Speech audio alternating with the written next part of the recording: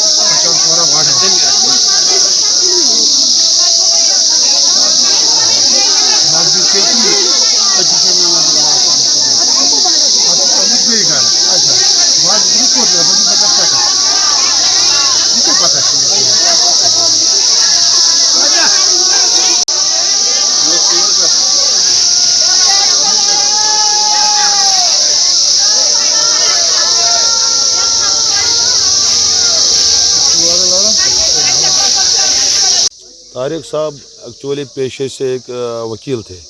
उन्होंने LLM किया था। इस टाइम वो किसी कोर्ट में शायद हाई कोर्ट में वो प्रैक्टिस कर रहे थे, लेकिन वो स्टडी सेंटर भी चला रहे थे। वो कश्मीर यूनिवर्सिटी में वहाँ पे स्टडी सेंटर भी जाते थे, वहाँ पे पढ़ाते थे। उसका दूसरा भाई भी है, वो भी वकील है। उन्होंने भी LLB किया और ख़ुद वो LLM किए हुए थे। तारिक साहब बहुत शरीफ मिजाज के इंसान थे और ख़ासकर आप पूरी बस्ती को बताएं, तारिक साहब घूमते फिरते कम थे। वो ये नमाज के लिए निकलते थे, सुबह 8 बजे वो निकल। आज से 2 दिन पहले मुझे यहाँ पे मिले थे तो उस दिन यूनिवर्सिटी ही जा रहे थे। कल शाम 6 बजे लगभग नमाज पढ़ने के बाद वो निकले, तब से घर नहीं आए हैं तारिक साहब। बाकी तारिक साहब शरीफ मिजाज के इंसान थे। उनका रहन सहन भी बढ़िया, लगभग यहाँ पे उनकी किसी के साथ दुश्मनी भी नहीं है। आज सुबह जब खबर आई कि वहाँ आरत बड़गाम में एक लाश लटकी हुई है तो यहाँ पर पूरे लोग खौफजदा हुए। जब वहाँ पे पहुँचे तो सुना कि तारिक साहब की लाश है, तारिक साहब को मारा गया है। अब हम यही चाहते हैं कि कातिलों को जल्द से जल्द गिरफ्तार किया जाए और आइंदा ऐसे वाक़ात यहाँ पे पेश नहीं आए। अभी शादी नहीं हुई थी, आज इनकी बात चल रही थी कि तारिक साहब की अब शादी होने वाली थी। लगभग इनके घर वाले बोल रहे थे अब इनका रिश्ता करेंगे, बाकी अभी तक इनकी शादी नहीं हुई थी। इसका दूसरा भाई भी, हाँ एक्चुअली 3 भाई है। एक भाई इनका जो घर दामाद गया है यहीं पे वो पुलिस में है। एक भाई इनका बड़ा जो है दूसरे घर में वो घर दामाद बन के गए और दूसरे थे तारिक साहब। मतलब एक शरीफ फैमिली से बिलोंग करते थे। हम चाहते हैं कि कातिलों को पेश किया जाए, कि इसमें ज़्यादा वक्त न लगाया जाए, इनको किसी भी तरीके से पकड़ा जाए। मैं आदिल परे, मैं भी एडवोकेट हूँ। मैं श्रीनगर में काम करता हूँ। इनके साथ मेरा बहुत ही अच्छा उठना बैठना था, दोस्ताना ताल्लुकात हैं इनके साथ। इनके दूसरे भाई भी हैं, एक्चुअली वही मेरे फ्रेंड है। उनका नाम है एडवोकेट सुहेल मीर, वो डिस्ट्रिक्ट कोर्ट बड़गाम में काम करते हैं। तो सुबह मुझे फ़ोन आया और फेसबुक पे भी मैंने देखा कि ऐसे न्यूज़ जो वायरल हो गई थी कि एक लाश लटकी हुई है विलो के पेड़ से, विरसर्जन। तो यकीन ही हो गया, क्योंकि अभी सामने बंदा था। तो अभी हम सुन रहे हैं कि न्यूज़ आई कि हम कोई किसी को लटका के मारा गया है। अब अगर हम प्रेमा फेशाई देखें तो ये जो विलो की हाइट है बहुत ज़्यादा है, उसको ऊपर से लटका के रखा गया और मुंह में इसके ये रुमाल डाली गई है। तो प्रेमा फेशाई हमें ये लगता है कि क्लियर केस मर्डर है।